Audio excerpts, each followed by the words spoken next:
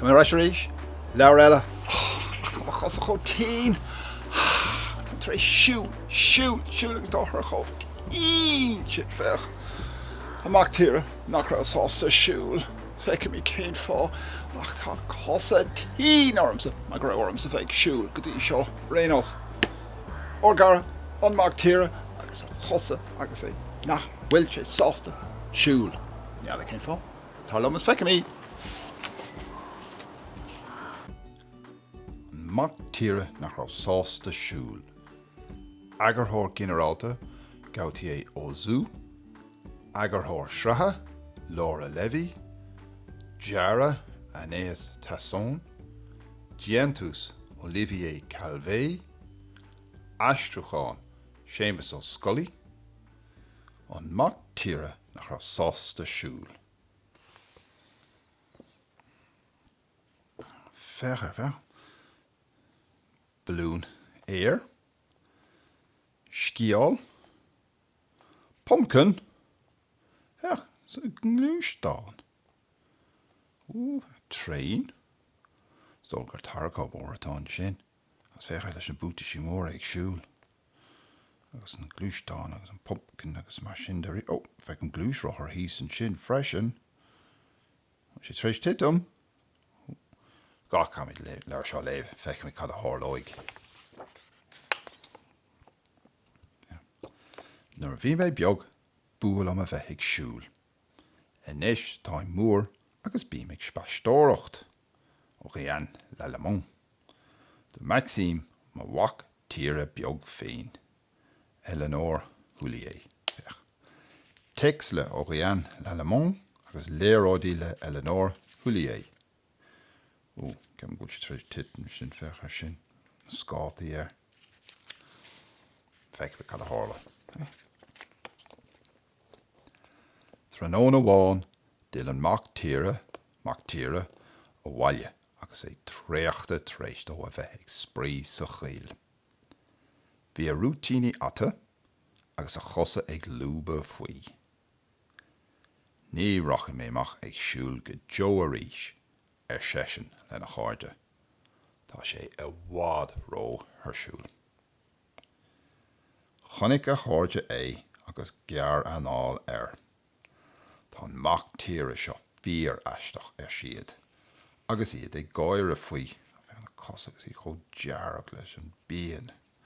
Ag siúl chó fada sin.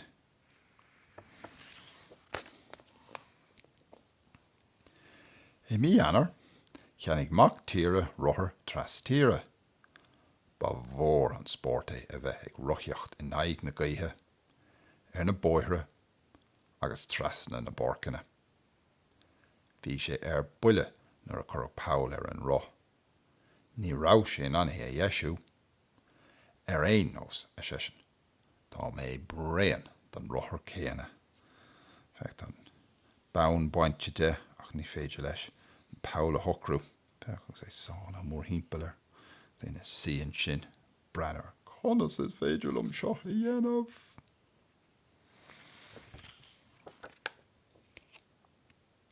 I mí fiabhra, chu An Mac Tíre agus a chóirde sanna sléite. Ní tuaisce ann é nach chuir sé péire bra scéanna nua ar féin, agus síos leis ar an bhána scéála. Níos muile, sa Andreas de Bhéic, agus ag dul go gas a síos an sin ó Crown Mór. Ró dhéanach!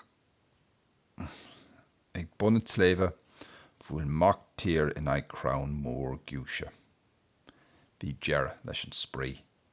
Bhí a chos breiste agus a smuid geartha. Tá cháirde treis scríomh fech. Valentine agus Andreas. Sin briste. Cligan agus a bhéal. Agus glún gorta ar freisin.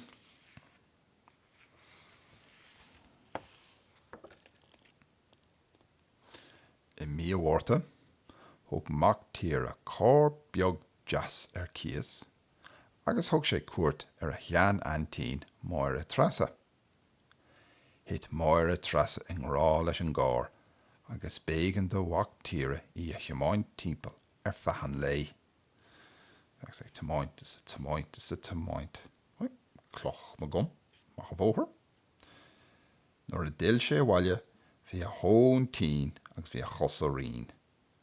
Agus maidir leis an gár sé, sin dearad lei. Wel, mar a deirtar, níl aon tón tín, mar do hón tín féin.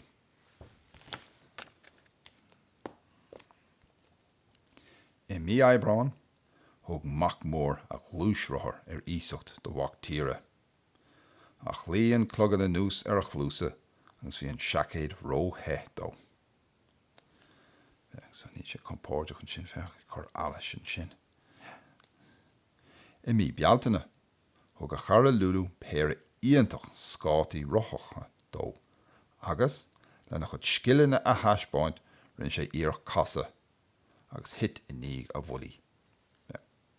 Casa tí balagad. She's an talamh a cho, bhí sé sin tín. Ouch. Fine the bútaistí bra mór an éis. I mí a bheitheh, tháinig sé féra bútaistí dríochta. Chur sé iad. Thug an chéad chéim go dtí an taobh eile don áris. Thug an dara chéim níos fuide fós go háit nach raibh sé ann riamh ribhe sin. Thuillier san Mac Tíre go sásta. Tá bailach taistil is fearr aimsithe agam. An bútaistí dríochta agus I dó. Cos céim amháin, taobh amháin go taobh eile na foréise.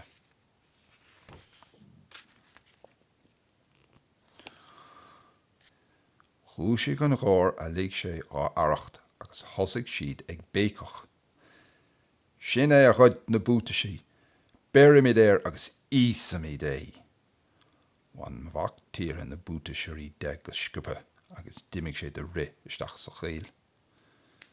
San dá aracht, na bútaistí belóid, fech ag ri, chó tapaí agus is féidir leis.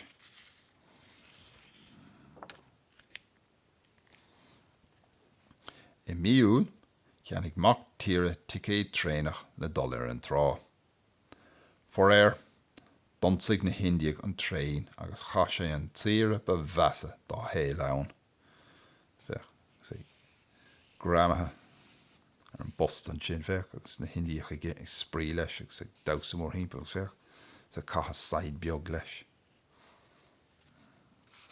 Bhí sé ann feichan saoire fad. I mí lúnasa, thug Mac Tíre tarcóir ísoch ó Éléonore. Botún an mór a bhíon sin. Ní dún go an fearmór ó hásta, lena scilline tuimáine. I mí meanfóver, dúirt Mac Tíre go deamánthach sé cóiste do bhain frinte a bhí gan chóistar. Bhí aféile agus bhí an tá nach nearna pís sa seoladh de nuair a rinne bumpcín den chóiste uair a bhean ihe.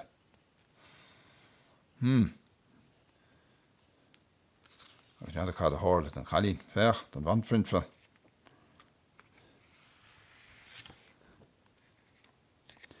I mí a fóver, fuair Mac Tíre curach ag banis a ghrifuair de Tíre. Bhí sí ina cónaí I Canada na 1,000 kiloméad bhaid.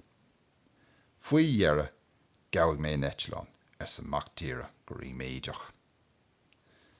Fech agus dul sús an sin agus gléiste na seanéidí pilóta an sin fech agus rá slán. Ó, teach an nús bhfuil.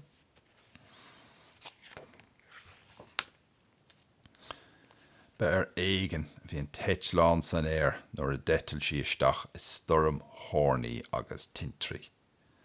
Dairigh sí agus dísligh sí agus dhírigh sí amach arís. Cathach na passionéirí ó thaobh go thaobh. Donach tintrach!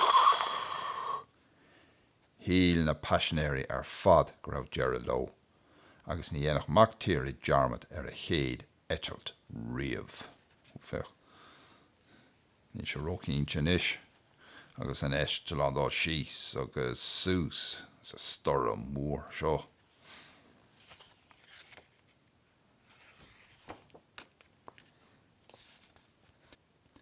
Cha Mac Tíre cúpla lá iontach I dteach a gréifhór. Chúis sé ag iascach sna haibhanacha agus chuir sé aithne ar cháirde nua. I mí na saona nuair ab éigean dó fille, híl sé gur bhó iontach taistil a bheith sa bhád. Bheadh sé ar thuaimhnas inti agus bheadh sé an a scí a ligean. Bin é go ddíorach an rud a bhí mhaith. Anam na lunge an Mac mura. Ágá sláán lena cháirde nua hail I Canada.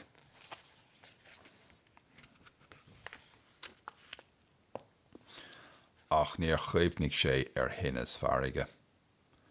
Cheap sé go gurach an glúiseach belú san airge chud potóg amach.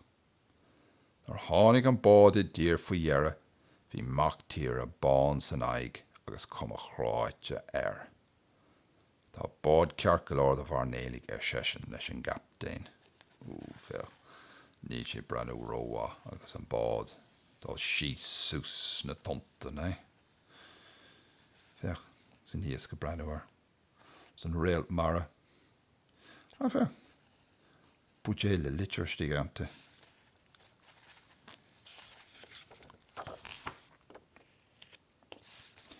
Mí na nula go bhí ann, agus bhí Mac Tíre ag siúl go suaimhnach san oríis, nar stop cór sleán an lena héamh.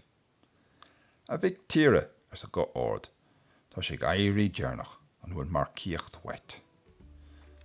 Bhreathnig Mac Tíre suas ar an bhar mór agus dúirt sé. Gur raibh míle maithagad a dhéadí na nullag, achas fearr lom siúl. Tá má gá chos ar an talamh agam, agus is mar sin is fearr é.